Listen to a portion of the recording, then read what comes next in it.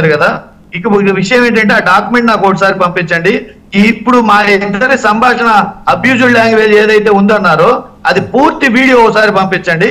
అది ఎవరు ముందు మొదలు పెట్టారు, ఎవరు అబ్యూజ్డ్ లాంగ్వేజ్ అనేది ముందు మొదలు పెట్టారు అనేది నేను ఖచ్చితంగా లీగల్ కి వెళ్తాను. దాని మీద పూర్తి వీడియో ఎడిట్ చేయకుండా ఖచ్చితంగా దయచేసి నాకు ఆ వీడియో పంపించండి. ఇంకొక విషయం ఏంటంటే ఇప్పుడు ఆయన ఇచ్చిన ప్రశ్నలకు సమాధానం ఏంటంటే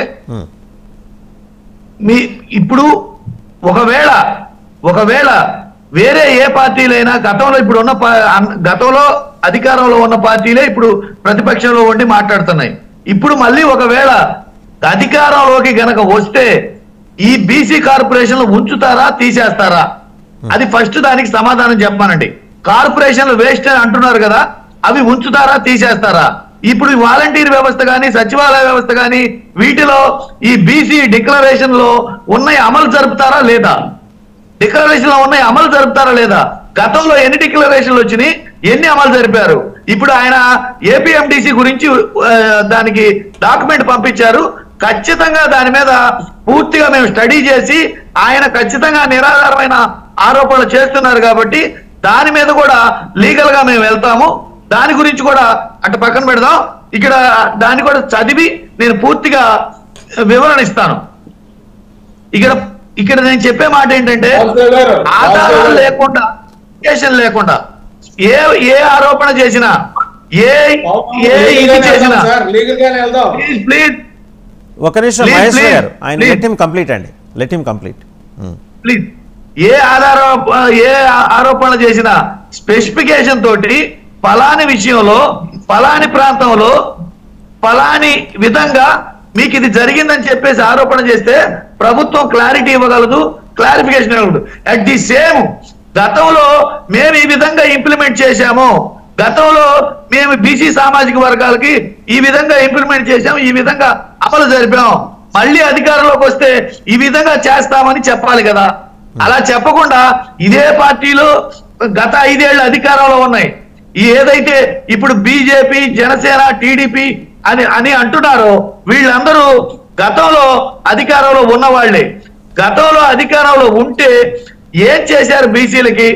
ఈ బీసీ డిక్లరేషన్ ఇప్పుడు ఇవ్వడం కాదు, గతంలో కూడా ఒకసారి బీసీ డిక్లరేషన్ ఇచ్చారు. అది అమలు జరిపారా? మీరైతే ప్రధానంగా 3 క్వశ్చన్లు వేశారు. మేము చెప్తున్నాం శాలివాహన సామాజిక వర్గానికి, కుమ్మరి సామాజిక వర్గానికి నాడు రాజశేఖర రెడ్డి గారి ప్రభుత్వంలో రాజశేఖర రెడ్డి గారి హయాంలో ఐలాపురం వెంకయ్య గారికి ఎమ్మెల్సీ ఇచ్చాం. ఐలాపురం వెంకయ్య గారికి ఎమ్మెల్సీ ఇచ్చాం మేము. అట్లానే రాజశేఖర రెడ్డి గారి హయాంలో ఇప్పుడు వీళ్ళు చెప్పేది న్యాయ బ్రాహ్మణ సంఘానికి మేము కార్పొరేషన్ చేసి కార్పొరేషన్ చైర్మన్ ఇచ్చి కావాల్సిన నాకు అర్థం కాల. రాజశేఖర రెడ్డి గారు చేసింది కాంగ్రెస్ పార్టీ, మీరేం చేశారు చెప్పండి? మీ పార్టీ వైఎస్ఆర్సీపీ వేరు, రాజశేఖర రెడ్డి గారు కాంగ్రెస్ పార్టీ కాదు అని చెప్పి మీరే కదా. రాజశేఖర రెడ్డి గారు వేరు, మీరే మీ పార్టీ పెట్టింది. రాజశేఖర రెడ్డి గారు కాంగ్రెస్ పార్టీ కాదని మీది కాదు అదే. మీ పార్టీ గురించి చెప్పుకోండి, మీ పార్టీ గురించి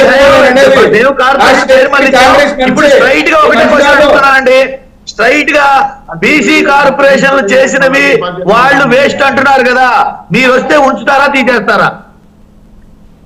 దానికి స్ట్రైట్ గా సమాధానం చెప్పానండి. మీ బీసీ కార్పొరేషన్లు పనికి రావని మీరు అంటున్నారు కదా, మీరు అధికారంలోకి వస్తే ఉంచుతారా తీసేస్తారా? అది చెప్పాలి కదా. గతంలో మీరు కార్పొరేషన్లు ఏర్పాటు చేశారా? కార్పొరేషన్ మేము ఏర్పాటు చేశాం. ప్రతి ఒక్కరికి రాజకీయ హోదా, సామాజికంగా వాళ్ళకి గౌరవాన్ని మేము కల్పించాం. కల్పించబట్టే ఈ రోజు నిధుల గురించి మీరు మాట్లాడుతున్నారు.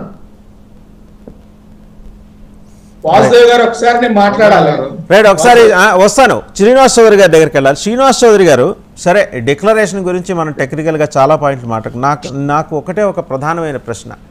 వీళ్ళందరూ చెత్త రకరకాల కుంభకోణాల్లో ఇరుక్కున్నారు, వాళ్ళని తరిమి కొట్టి ఓడిస్తామని చెప్పిన ఒక ఇద్దరిని నిన్నో మొన్న వరుసగా పార్టీలో చేర్చుకున్నారు వీళ్ళు.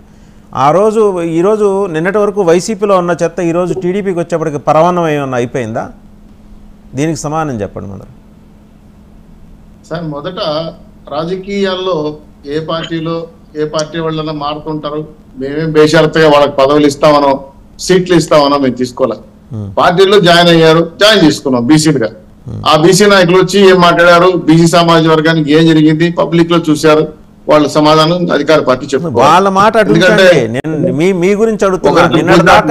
నిన్నటిదాకా ఈ రోజు మీ ఇంట్లోకి వచ్చేప్పటికి పరవాన్నం అయిపోతుందా? దీనికి చెప్పండి సమాధానం చాలు. నేను అదే మీరు చెప్తున్నా, రైట్ స్టడీ మా పార్టీలో జాయిన్ అయినారు అంతే. మేము వాళ్ళకి మేము పదవులు ఇస్తామనో పెట్టండి సార్, నేను పదవుల గురించి మాట్లాడట్లా.